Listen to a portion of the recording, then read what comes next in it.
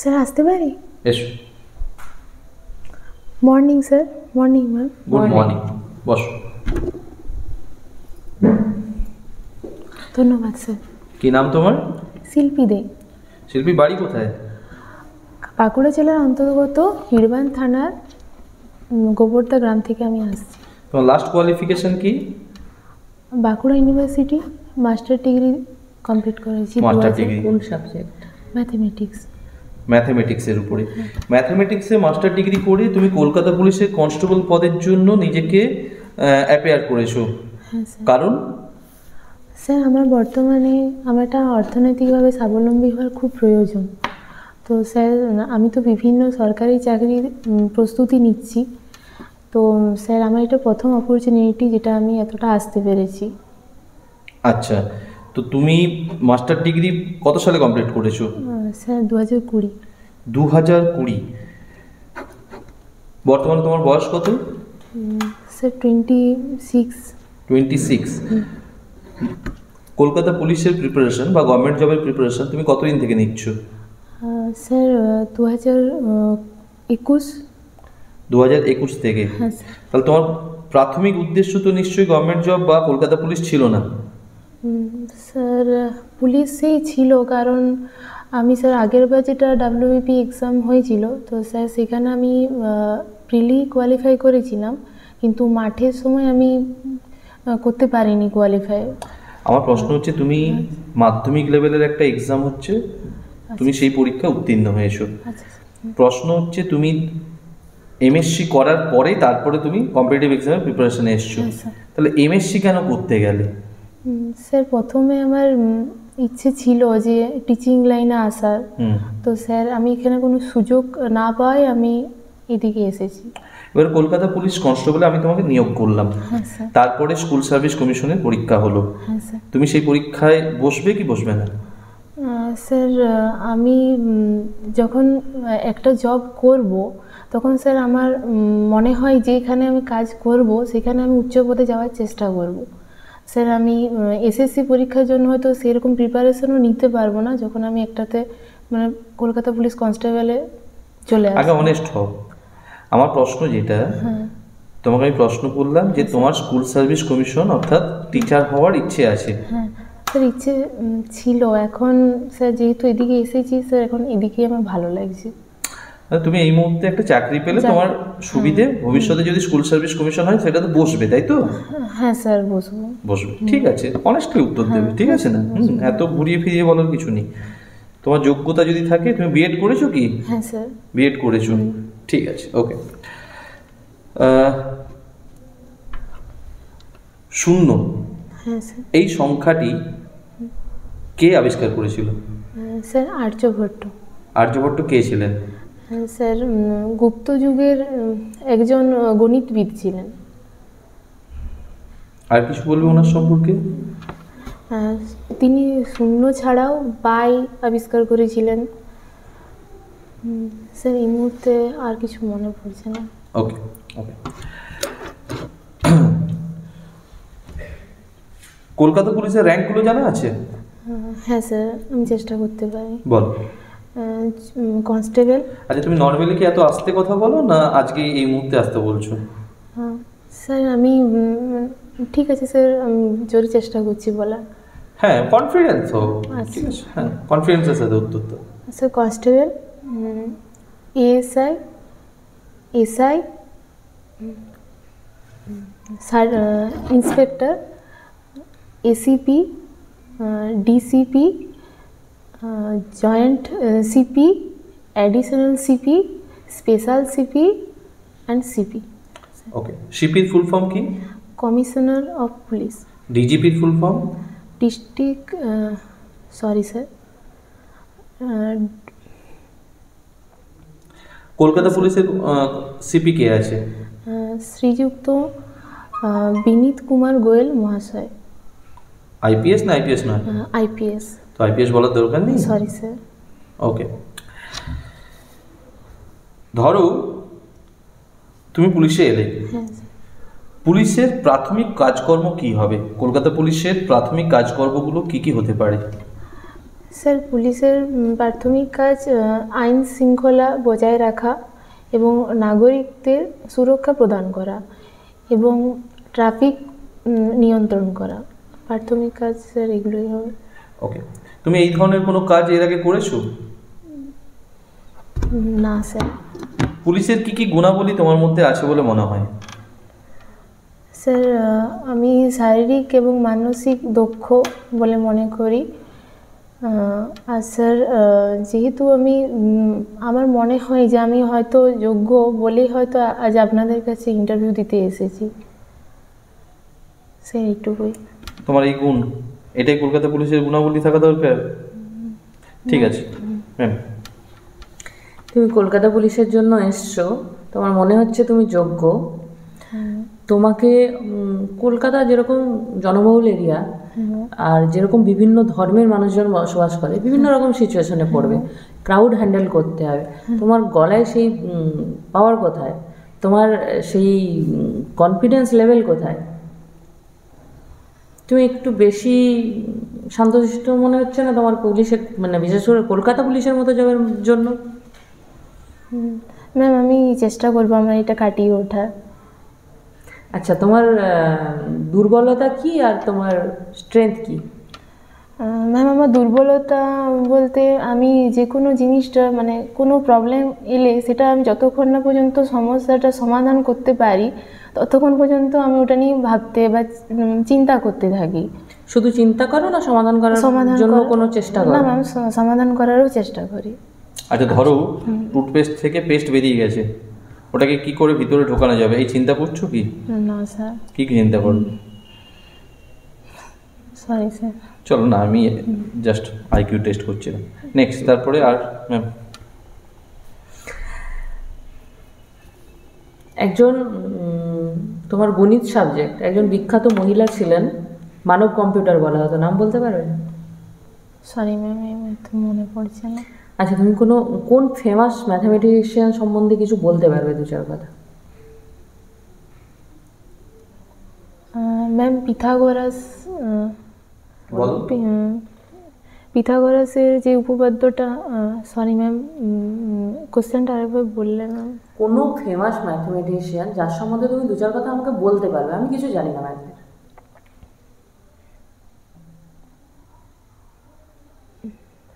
Sorry ma'am এই মুহূর্তে ma'am. তোমার বাড়ি সিমলাপালে, প্রত্যন্ত অঞ্চলে। তুমি কখনো মেস লাইফ কাটিয়েছো? হ্যাঁ স্যার, আমি মেসেই থাকি। মেসেই থাকো? আচ্ছা, যদি কলকাতা পুলিশে চাকরি করতে হয়, তোমার বাড়ি বহুদূর, সেখান থেকে তোমাকে কলকাতাতে এসে নিজেকে অ্যাডজাস্ট করতে হবে, কিভাবে করবে? স্যার আমি আমার পরিবারকে প্রথমত আমি আমার কাছে নিয়ে আসব, যাতে আমি পরিবার এবং ডিউটি দুটোই পালন করতে পারি। পরিবারকে মানে মা বাবাকে? বাবা মাকে। বাবা মাকে নিয়ে চলে আসবে? হ্যাঁ স্যার। আর বাবা কি করেন? বাবা এখন সেরকম কিছু করেন না, মানে আগে উনি ব্যবসা করতেন, তো এখন সেটা সেরকমভাবে করেন না। আর তোমার পৈতৃক ভিটে? স্যার ওখানে আমরা মাঝে মাঝে যাব, যেরকম হয়তো কোনো অনুষ্ঠানে বা পুজোর সময়। বাবা মা আসতে চান কি চান না তুমি জানবে কি করে? বাবা মা আমার সাথেই থাকতে চান স্যার। ওকে। কলকাতা পুলিশের আন্ডারে কটা পুলিশ স্টেশন আছে? ম্যাম 80টি। আর মহিলা থানা? 9টি। নাম বলতে পারবে? No ma'am. ঠিক আছে। এফআইআর আর জিডির মধ্যে ডিফারেন্স কি? এফআইআর প্রথম কোনো অপরাধ যদি করা হয় সেটা নালিশ হিসাবে যখন আমরা করি সেটাকে এফআইআর বলি, ফার্স্ট ইনফরমেশন রিপোর্ট যেটা। আর জিডি হচ্ছে কোনো জিনিস যদি আমার হারিয়ে যায় সেটা প্রথম যদি মানে সেটা একটা রিপোর্ট তৈরি করার জন্য সেটা জেনারেল ডায়েরি করা হয়। শিওর তুমি? হ্যাঁ স্যার। ভেবে দেখো। হ্যাঁ স্যার। জিডির কোনো টাইম টেবিল আছে? হ্যাঁ স্যার, 24 আওয়ার্সে জিডি করা যায়। কখন কীভাবে? সকাল 8টা থেকে স্যার 24 ঘন্টায় করা যায়। তোমার জানা নেই ক্লিয়ারলি? না sir, sorry sir. Departmental knowledge কিছু আছে? না স্যার, এই মুহূর্তে নেই। তোমার বাড়ির কাছে থানা কখনো ভিজিট করেছো? না ম্যাম। আইসির নাম কি? Sorry sir. এসপির নাম? ভিডিওর নাম? প্রদীপ্তা, মাননীয়া প্রদীপ্তা মুখার্জি। কার নাম বললে এটা? স্যার তিনটে কোশ্চেন বলেছে। স্যার বিটিও, আমাদের হিডমান ব্লকের বিটিও। ভিডিওর ফুল ফর্ম কি? সরি স্যার, এই মুহূর্তে মনে পড়ছে না। চার্জশিট কি? স্যার কোনো অপরাধ যদি করে থাকেন, তো তার বিরুদ্ধে যদি আমরা প্রমাণ জোগাড় করতে পারি এবং বুঝতে পারি যে তিনি দোষী, তখন তার ওপর একটা অভিযোগপত্র তৈরি করা হয়, যেটা আদালতে জমা দেওয়া হয় তার বিরুদ্ধে। সেটাকে স্যার আমরা চার্জশিট বলবো। আইপিসি কি? স্যার আইপিসি একটা, সরি স্যার, এটা এই মুহূর্তে না। Situation based question, last question একটাই করবো, দেন ম্যাডাম যদি করেন তো বলবেন। কলকাতা পুলিশে ধরো তুমি চাকরি করছো, হ্যাঁ স্যার। কিন্তু তুমি বন্ধুদের সঙ্গে বা বান্ধবীদের সঙ্গে দার্জিলিংয়ে ঘুরতে গেলে, ঠিক আছে? দার্জিলিংয়ে ঘুরতে গেছো, এমন অবস্থায় কিছু দুষ্কৃতী তোমাকে আক্রমণ করেছে। আচ্ছা। তারা সংখ্যায় বেশি, হাতে হয়তো আগ্নেয়াস্ত্র আছে। এমন অবস্থায় তুমি কি করবে? স্যার আমি প্রথমত আমার ডিপার্টমেন্টে জানাবো, তার ওইখানে কাছাকাছি থানা যেগুলো থাকবে সেখানে আমি প্রথমে খবর দেওয়ার চেষ্টা করব। তারপর স্যার নিজে সেখানে সেইভাবে স্টেপ নেব না যতক্ষণ না পর্যন্ত আমাদের ডিপার্টমেন্টের লোকজন বা আমার সাপোর্ট হিসেবে সবাই থাকবেন, ততক্ষণ পর্যন্ত আমি নিজে কিছু স্টেপ নিতে যাব না। তারা তোমাদের উপর আক্রমণ করছে, যারা তোমাকে আঘাত করছে, তুমি কি করবে? নিজেকে বাঁচানোর চেষ্টা করবে? হ্যাঁ অবশ্যই স্যার, নিজেকে বাঁচিয়ে তারপর যেটা স্টেপ নেওয়া দরকার সেটা স্যার যখন আমাদের ডিপার্টমেন্ট। স্টেপ নেওয়া মানে কি? নিজেকে বাঁচানোর তো একটা স্টেপ। হ্যাঁ তুমি স্যার, বললে যে আমি কোনো স্টেপ নেব না। না স্যার, এটা নিজেকে বাঁচানোর জন্য অবশ্যই প্রথমে স্টেপ নেব। কি স্টেপ নেবে? স্যার আমি আশা করি যখন কেপিপি, তোমার বান্ধবীরাও আছে, হ্যাঁ আমাদের সেইভাবে ট্রেনিং শেখানো হবে, হয়তো সেইটা আমরা কাজে লাগাতে পারবো তখন, যেটা আমি শিখব। আচ্ছা, কোনো প্রশ্ন আছে? তুমি চাকরি পেয়ে গেলে, হ্যাঁ ম্যাম। বাবা মাকে নিয়ে এসে কলকাতায় রেখেছো। হ্যাঁ ম্যাম। তোমার বিজয়া দশমী আর মহরম একসঙ্গে পড়েছে। তোমার ডিউটি তোমাকে অ্যাসাইন করা হয়ে গেছে সারাদিন ধরে। সকালবেলায় মহরমের যাত্রা আছে, সন্ধ্যেবেলায় দশমীর বিসর্জনের আছে, তুমি সারাদিন ফুল প্যাকড আপ, সারাদিন তোমার ডিউটি আছে, নিঃশ্বাস ফেলার সময় নেই। হঠাৎ করে তুমি এই দুটোর মাঝখানে জানতে পারলে বাড়িতে এমার্জেন্সি হয়েছে, হঠাৎ করে বাবা অসুস্থ হয়েছেন, হসপিটালে নিয়ে যেতে হবে, কিভাবে ম্যানেজ করবে? ম্যাম প্রথমত আমার মানে পারিপার্শ্বিক যা আছেন যারা, তাদেরকে আমি চেষ্টা করব তারা যাতে সাথে সাথে নিয়ে যাওয়ার কিছু ব্যবস্থা করেন বাবাকে। তারপর ম্যাম আমি ওখানে বলতে পাড়া প্রতিবেশী। হ্যাঁ। কোথায় নিয়ে যাওয়ার? হসপিটালে, মানে কিভাবে বুঝবো? তুমি বলছো না, তুমি কোথায় নিয়ে যাবে? মানে হসপিটালে যাতে ওনাকে নিয়ে যাওয়া হয় সেটা তাদেরকে রিকোয়েস্ট করব। এবং তারপর আমি ঊর্ধ্বতন কর্তৃপক্ষের কাছে আমি অ্যাপ্লিকেশান দেবো যে স্যার আমার এরকম এমার্জেন্সির জন্য। তখন স্যার আমি যদি ওনারা ছুটি দেন তো সাথে সাথে স্যার আমি ওখানে বাড়ি আসবো দেখাশোনা করার জন্য। ছুটি না দিলে স্যার তাহলে হয়তো আমার যারা আরও ক্লোজ ফ্রেন্ড আছে, যারা ওখানে কাছাকাছি আছে, তাদেরকে আমি যেতে বলবো। মানে তুমি তোমার ডিউটি আর মা বাবার মধ্যে মা বাবাকে ছেড়ে দেবে? না স্যার, তারপরে আমি চেষ্টা করব যাতে আমি আসতে পারি, যত তাড়াতাড়ি সম্ভব আমি আসতে পারি। ডিউটিটা আগে পালন করব, হ্যাঁ পালন করে যত তাড়াতাড়ি সম্ভব আমি আসবো। ঠিক আছে, আর কোনো প্রশ্ন? ঠিক আছে, তুমি আসতে পারো। Thank you sir, thank you ma'am. তুমি ফিডব্যাক টাইম, ঠিক আছে? কিছু অনেস্ট ফিডব্যাক যেগুলো তোমার পক্ষে ভালো হবে সেগুলো বলা উচিত। নেগেটিভ আর পজিটিভ, আগে প্রথমে নেগেটিভগুলো বলে দিই, পজিটিভটা তারপরে বলছি। হ্যাঁ স্যার। আচ্ছা, এর আগে তুমি কি কোনো ইন্টারভিউ বোর্ড ফেস করেছো? না স্যার। এই প্রথম ফেস করলে, সেটা দেখে বুঝতে পারবে। স্যার একটা কথা বলছি, মানে সেই মুহূর্তে যেমন ভিডিওটা বলছেন ব্লক ডেভেলপমেন্ট অফিসার, এটা আমি জানতাম, মানে সেই মুহূর্তে আমি বলতেই পারলাম না। ওটাই হওয়াটাই স্বাভাবিক। হ্যাঁ। ওটা না হওয়াটা, দেখো ওটা হওয়াটাই স্বাভাবিক। এবার ওটাকে মেনটেন করার জন্যই ইন্টারভিউ। তোমাকে এটা জানা আমাদের দরকার নেই যে তুমি কতটা জানো কি জানো না। প্রশ্ন হচ্ছে তোমার সেই কনফিডেন্স লেভেলটা আছে কি নেই। তো সেইগুলো আমি একটু বলে নিই। প্রথম কথা হচ্ছে তোমার অ্যাপিয়ারেন্স ভালো ছিল, তুমি যখন এন্ট্রি করেছো তোমার এন্ট্রি ভালো ছিল, ঠিক আছে? এটা পজিটিভ দিক, তোমার এন্ট্রিটা হচ্ছে পজিটিভ দিক। ওকে, সেকেন্ড, তুমি আমাদেরকে যখন সম্বোধন করলে এবং সম্বোধন করার পরে তুমি আমরা বসতে বলার পরে তুমি ধন্যবাদ জানালে, এখান পর্যন্ত তোমার ওকে, কোনো অসুবিধা নেই। নিজের ইন্ট্রোডাকশনও ভালো দিয়েছো, প্রবলেম নেই। কিন্তু যখন জিজ্ঞেস করলাম যে তোমার সাবজেক্টিভ নলেজের জায়গাটাতে, যে তুমি জিরোকে আবিষ্কার করেছে বা তার সম্পর্কে আরো কিছু জানো কিনা বা আরো কিছু বলতে পারলে না, অথবা কোনো ম্যাথমেটিশিয়ান সম্পর্কে ম্যাডাম প্রশ্ন করলো, তুমি তার সম্পর্কে জানো, অথবা তোমার বিএড করা হয়ে গেছে, তুমি টিচার হতে চাও। একজন শিক্ষকের পক্ষে একজন ভালো ম্যাথমেটিশিয়ান সম্পর্কে না জানাটা তার আদর্শবোধের কোথাও না কোথাও, বা তার আমরা তো সবসময় কাউকে না কাউকে আইডিয়াল মনে করি, সেই আইডিয়াল কেউ তোমার নেই, এটা জানাটাও কিন্তু একটা ক্ষতিকারক দিক। ঠিক আছে। সেকেন্ড জিনিস হচ্ছে কমিউনিকেশনের সময় ভয়েসটা তোমার অত্যন্ত লো ছিল, যেটা তোমার কনফিডেন্সকে লো দেখাচ্ছে।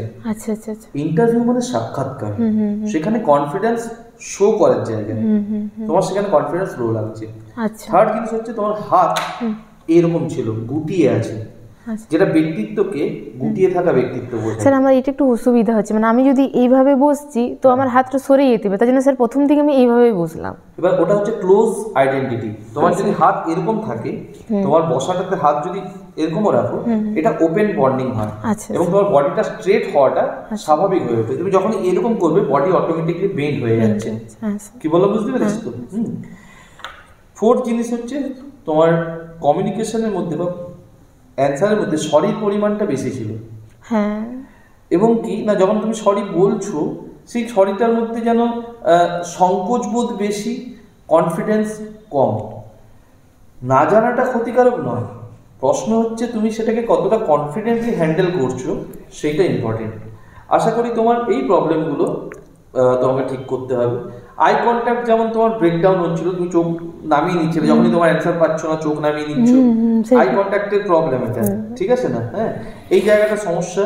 আর প্রশ্ন উত্তর দেওয়ার সময় একটু ভেবে নিয়ে সঠিক উত্তরটা যদি নাও জানো, যদি একটু স্মাইল ওয়েতে সরি স্যার আমার এই মুহূর্তে মনে পড়ছে না, এটা বলে দাও, কোনো অসুবিধা নেই।